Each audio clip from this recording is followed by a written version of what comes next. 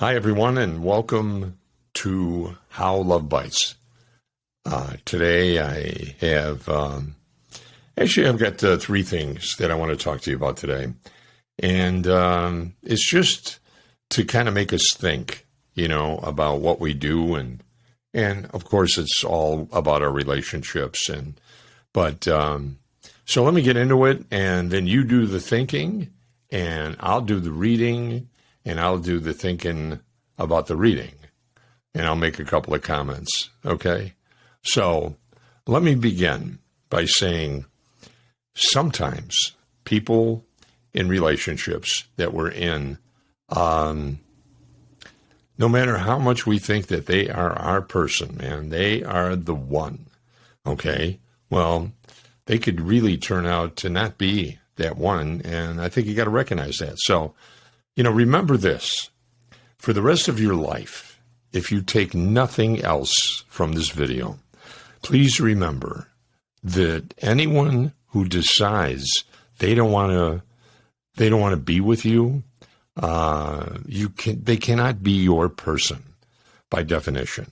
So if they don't want to be with you, man, they are just not your person by definition. So you're supposed to be with the person who wants you. The person who is saying yes. Remember that if you're in pain, that doesn't mean that it was the wrong thing. And it doesn't mean that you're never going to find anyone again. Sometimes that pain plays tricks on us. But it's so important. But I also promise you that you'll get through this and you'll find someone better. And so if you guys are broke up, and paint the positive things for yourself, remember that when you're hurting, that pain doesn't have to have some giant significance, like some esoteric kind of, karmic value. And it will pass. It's like weather. It's raining today, but it's going to pass. So think about that. I mean, we hold on to who they were and how wonderful it was. And I know I just did something on this also, which was the breakup. But this is just something to get you thinking, because sometimes, you don't understand that if they were really the one, they'd want to be with you. They'd find a way to be with you. They'd call you and tell you that. They would either try to meet you in person, or they would do everything in their power to be with you. But if they're not doing that, man, they're just not the one, they're not the right one. So take that how you want. But those are my thoughts for today. And it's Paul Harvey. No, it's not.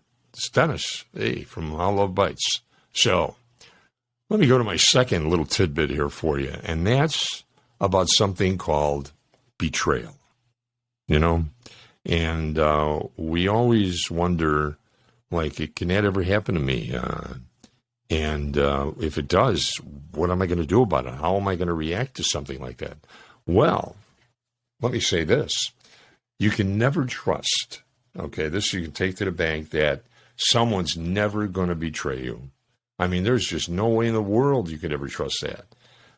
You just can't trust that you'll be able to, I don't know about handling it, but you trust that you'll be able to handle it if and when it happens, if it happens at all, and that you'll be able to walk away. That's a massive key to stop worrying about whether you can trust someone else or not, wow. Can I walk away from it when it does happen? Okay. Or if it ever happens. So you can't trust someone else. Maybe you can't. We don't know that. And only time will tell if you can trust somebody else or not. But it's pointless. It's a pointless waste of time and a waste of your energy to worry about. Worry only about you. Really. Just worry about you. And remember, every day always say, man, I really love myself. And just make sure you say it a couple of times. Say it to the guy or the girl in the mirror too. And I'll bet you if you do, sometimes you'll get them to smile back at you, which is great. So, and then we sometimes worry about relationships. And in these relationships, you know, we worry about, are we doing our best? Are we giving our best? You know, and that's really all we can do is hope that we are giving our best. So what about when we feel like our best won't be good enough for somebody else?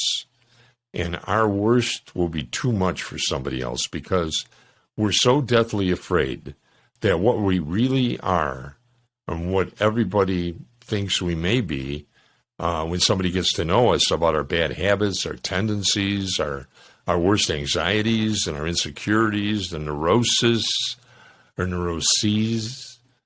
that will all be too much to try to be impressive to someone as we think people want us to be for as long as possible. But of course, when we bottle things up, we bottle our negative traits up. So they start to come out in other ways. Our wounds start mutating into weapons, you know, and that, you know, our stitches pop open at the worst times, you know. That's a bad deal too. You don't even want to see that. You know, I've come to believe that vulnerability within a relationship can be the ultimate source of connection. When it's exhibited in the right way, we have to be able to reveal those things about us that we're scared someone else won't accept and risk not being accepted. We have to risk that someone won't want us, maybe. When we reveal that thing in order to build a connection that's really going to sustain a lifelong relationship. So, depends what you want. If you really want the real McCoy and you want that LTR a lot of people talk about, anybody get your stuff to the table, okay? And however it's mutated and however it's changed form, everything's energy, you know, and everything changes. So, but if you really want one of those LTRs with someone, long-term relationship, then reveal yourself. Roll the dice. See what happens. And in the meantime, you're a poet.